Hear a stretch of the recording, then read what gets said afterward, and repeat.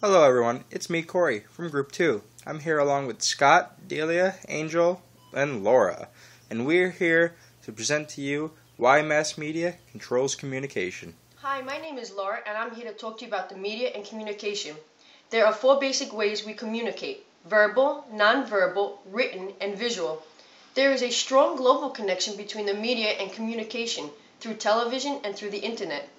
These forms of media allow us to exchange information in forms of messages, symbols, thoughts, signs, and opinions, giving companies, politicians, and organizations the ability to control us in an unknowingly way by brainwashing us to believe what they want us to. This can influence us and shape our thoughts.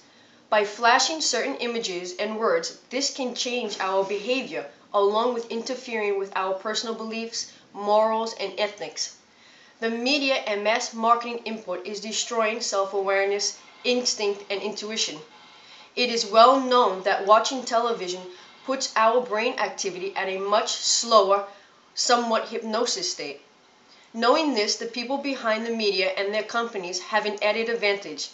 So I think people should become more aware and should start doing something about this. Thank you.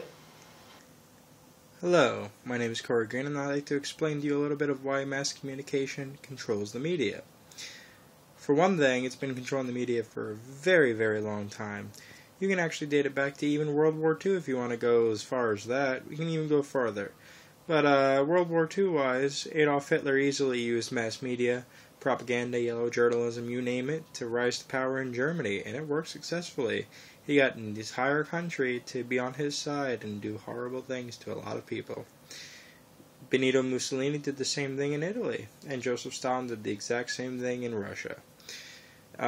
Dictators have been using mass media to their advantage for a very long time, and they will always use it. Even Roman emperors, Caesars, they use mass media, newspapers, articles, you name it, pictures, to portray their ideas as rule.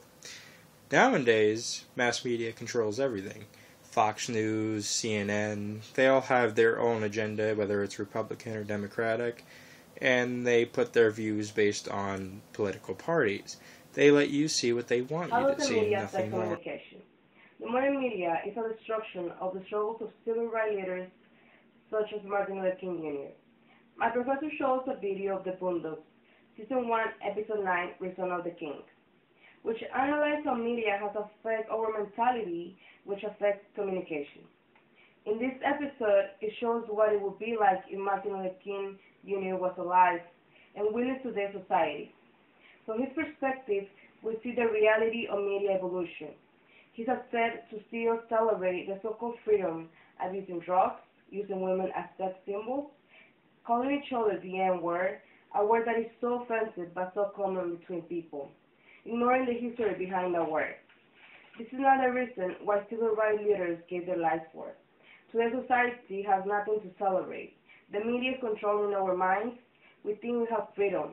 But what's freedom? To destroy our lives with drugs, abortions, sexually transmitted diseases, killing each other? What kind of freedom have we My accepted? name's Angel. Things you see on TV or hear on the radio due to the media helps align what you believe to be the norm. The things you see and hear are what is expected to be the norm or accepted. Many believe crimes such as homicides and violent crimes are to be blamed by music entertainment media such as the Columbine murders, trying to blame such artists as Marilyn Manson or violent gangs and violent movies. Now, how does the music and entertainment media affect communication? Easily.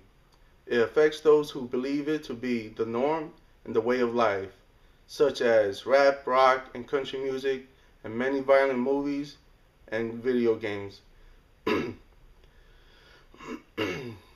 that portray that life by wearing and acting differently, therefore affecting how they and we communicate due to different views. Good evening, everyone. My name is Scott Williams, and I'm here to talk to you about the media and how it affects communication. A couple of facts you may not be aware of. Did you know that only 1 out of every 4 Americans read a book last year? And that the average American watched 142 hours of TV a month?